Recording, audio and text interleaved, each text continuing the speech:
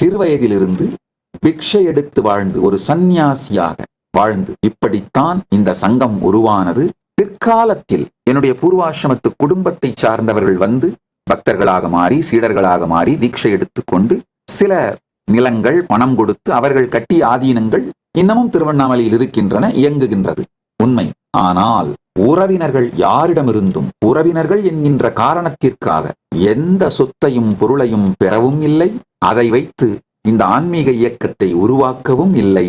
உறவினர்களில் சிலர் ஆன்மீக அனுபூதியை பெற்று என் மூலமாக அதை உள்வாங்கி சீடர்களாக மாறி சேவை செய்திருக்கிறார்கள், செய்கிறார்கள். அது உண்மை. என்னுடைய தந்தையின் தாயார் பாட்டியவர்கள் மற்றும் என்னுடைய குரு குப்பம்மாள் அவர்களுடைய பேரனவர்கள், என்னுடைய குரு ரகுபதி யோகி அவர்களுடைய மகன் மற்றும் இன்னொரு குரு நாராயண சுவாமி தாத்தா அவர்களுடைய மகன், இவர்கள் எல்லோரும் அந்த காலகட்டத்தில் நிகழ்ந்த நிகழ்வுகளை பதிவிட்டு இருக்கிறார்கள்.